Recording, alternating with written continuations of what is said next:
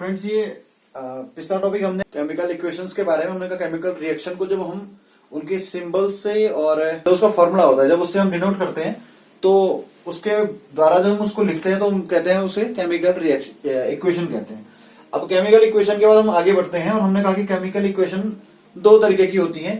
पहले एक कंडीशन में वो बैलेंस्ड भी हो सकती है और एक कंडीशन में वो अनबैलेंस्ड हो सकती है। तो जब वो बैलेंस्ड है तो ठीक है, लेकिन जब हमारी इक्वेशन अनबैलेंस्ड होती है तो हमें उसे बैलेंस करना पड़ता है।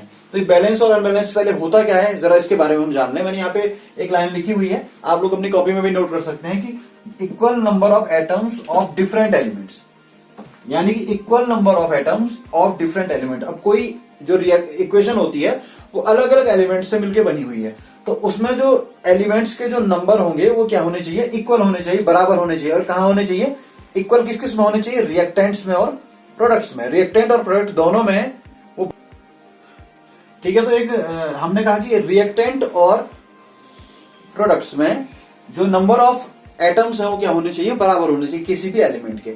कोई भी रिएक्शन में बहुत सारे एलिमेंट होते हैं, जैसे हमारे पास ये एक रिएक्शन मैंने पहले भी आपको बताई थी थोड़ी देर पहले, जिंक प्लस H2SO4।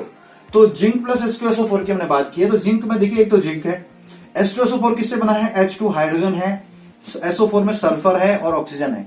तो 1 2 3 4 ये 4 एलिमेंट इसके लेफ्ट साइड में है और यही 4 एलिमेंट इसके राइट साइड में भी होंगे। तो जितने इस एरो से लेफ्ट साइड में होंगे यानी रिएक्टेंट में जितने होंगे उतना ही आपके प्रोडक्ट में भी होने चाहिए। यानी कि जितना जिंक लेफ्ट में होगा उतना ही राइट में भी होना चाहिए, जितने हाइड्रोजन लेफ्ट में होंगे उतने राइट में होने चाहिए, जितना सल्फर और जितने ऑक्सीजन लेफ्ट में होंगे उतने ही वो राइट में भी होने चाहिए। तो आइए हम इसको चेक करते हैं। एक टेबल हमने यहाँ पे बनाई हुई है, इस टेबल के माध्यम से हम इसको समझने की कोशिश करते हैं। देखिए हमने कहा नंबर ऑफ जिंक एटम्स, तो इन रिएक्टेंट की हमने बात की और इन प्रोडक्ट्स की बात की। तो रिएक्टेंट में कितने जिंक है, देखिए जिंक के आगे भी कुछ नहीं लिखा है, नीचे भी कुछ नहीं लिखा है, यानी कि जिंक कितना है 1, हम लिखेंगे 1 है।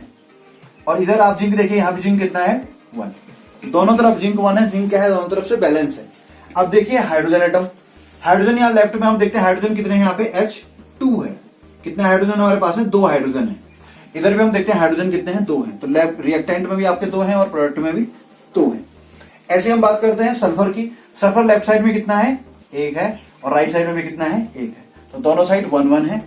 और फिर हम बात करते हैं ऑक्सीजन की, तो ऑक्सीजन लेफ्ट साइड में कितने हैं 4 हैं और राइट साइड में कितने हैं, यहां भी 4 हैं। तो ये रिएक्शन में अगर हम देखते हैं तो सारे के सारे एलिमेंट, सारे एलिमेंट हमने लिखे, जिंक, हाइड्रोजन, सल्फर और ऑक्सीजन, ये सारे के सारे एलिमेंट लेफ्ट और राइट साइड में बराबर हैं। इसका मतलब ये इक्वेशन कैसी इक्वेशन है, this is the balanced equation.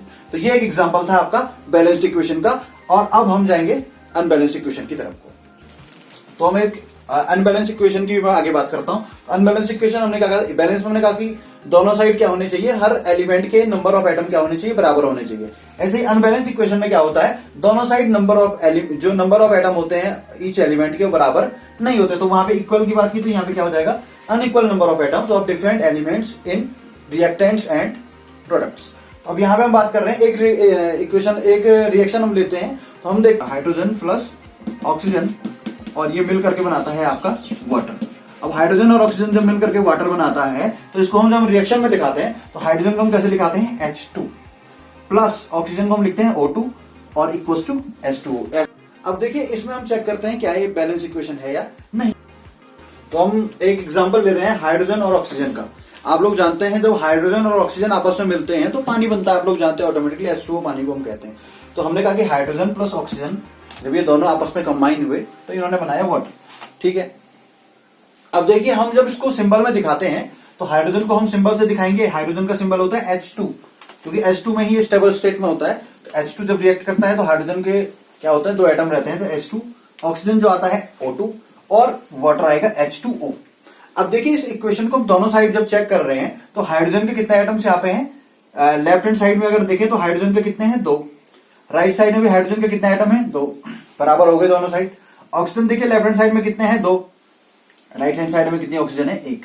अब जब ये राइट हैंड साइड में है, ये मैंने मल्टीप्लाई लगा दिया पहले ही, देखिए यहाँ पे एक ऑक्सीजन राइट हैंड साइड में। अब देखिए हाइड्रोजन तो दोनों साइड बराबर है लेकिन ऑक्सीजन दोनों साइड बराबर नहीं है। तो ये कैसी इक्वेशन हो गई आपकी, अनबैलेंस्ड इक्वेशन हो गई। अब ये अनबैलेंस इक्वेशन है, तो ऐसी अनबैलेंस इक्वेशन को हमें क्या करना पड़ेगा, बैलेंस करना पड़ेगा। तो देखिए इसको बैलेंस करने के लिए हमें 1 को क्या बनाना पड़ेगा, इन इक्वेशंस के लिए 2 को तो 1 बना नहीं सकते हैं, 1 को 2 बनाएंगे। इसमें हमें 2 का मल्टीप्लाई करना पड़ेगा तब ये 2 बनेगा। तो इसमें 2 का मल्टीप्लाई करने के लिए हम क्या करेंगे, इसके राइट हैंड साइड में 2 का मल्टीप्लाई कर देंगे, तो इसके आगे हम लगा देंगे 2। अब जब राइट हैंड साइड में 2 मल्टीप्लाई होगा तो इसके राइट हैंड साइड में आप देखिए प्रोडक्ट्स में अब ऑक्सीजन कितने हो गए हैं, 2 हो गए हैं, तो इसमें भी 2 का मल्टीप्लाई हो जाएगा, दोनों में होगा क्योंकि H2O एक साथ है, तो दोनों में 2 का मल्टीप्लाई होता है। तो ये आपके हाइड्रोजन यहां पे हो जाते हैं 4, ऑक्सीजन हो जाते हैं 2, 4 हाइड्रोजन और 2 ऑक्सीजन अब आपके पास राइट साइड में हो गए हैं। अब आपको क्या बैलेंस करना, ऑक्सीजन आपका बैलेंस हो चुका है, लेकिन अब आपको हाइड्रोजन को बैलेंस करना है। और अब आप देखिए हाइड्रोजन राइट हैंड साइड में 4 है, लेकिन लेफ्ट हैंड साइड में कितने हाइड्रोजन है, 2। आपको लेफ्ट के हाइड्रोजन कितने बनाने हैं, 4। तो उसके लिए हमें 2 में फिर किसका मल्टीप्लाई करना पड़ेगा, 2 का मल्टीप्लाई करना पड़ेगा, तब ये 4 बनेगा, इसलिए हम हाइड्रोजन के आगे लगाते थे यहाँ पे। तो अब देखिए हाइड्रोजन कितना हो गया, 2 टू द 4, यहाँ भी हाइड्रोजन कितना हो गया, 2 to the 4। Oxygen left hand side में 2, ऑक्सीजन राइट हैंड साइड में ओ, इसके आगे कितना लगाए, 2, तो 2। तो अब दोनों साइड में हाइड्रोजन और ऑक्सीजन के नंबर्स क्या हो चुके हैं, आपस में बराबर हो चुके हैं। और अगर दोनों के नंबर बराबर हो चुके हैं तो यहाँ पे आपकी इक्वेशन क्या हो चुकी है, बैलेंस हो चुकी है। तो इस तरीके से हमने एक अनबैलेंस्ड इक्वेशन को, एक अनबैलेंस्ड केमिकल इक्वेशन को हमने क्या किया, बैलेंस्ड केमिकल इक्वेशन में कन्वर्ट कर दिया। तो ये तरीका होता है। आगे हम और भी ऐसे एग्जांपल्स देखेंगे, आप लोग घर में एक बार खुद से कुछ ऐसी इक्वेशंस को लेकर के उनको बैलेंस करने की कोशिश कीजिएगा। आपकी बुक में एक्सरसाइज है, तो उसके पश्चात अगर आपको कोई डाउट होता है तो आप कमेंट बॉक्स में हमसे पूछ सकते हैं। और आप हमारे चैनल से जरूर जुड़े, अपने मित्रों तक इस चैनल को जरूर पहुंचाएं, क्योंकि हम लगातार आप तक आपका जो सिलेबस है उसको पहुंचाने की कोशिश कर रहे हैं। और ऐसे ही हम अपनी वीडियोस को आगे जारी रखेंगे जब आप लोग हमें कमेंट बॉक्स में हमें रिस्पांस देंगे और हमारे चैनल को ज्यादा से ज्यादा सब्सक्राइब करेंगे, ताकि हमारा वीडियो सभी जरूरतमंद छात्रों तक पहुंच सके। ठीक है, तो आज के लिए इतना ही, इस वीडियो को यहीं समाप्त करते हैं, तब तक के लिए नमस्कार।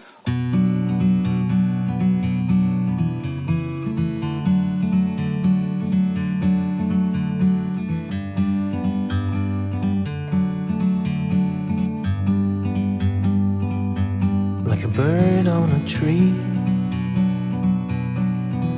I'm just sitting here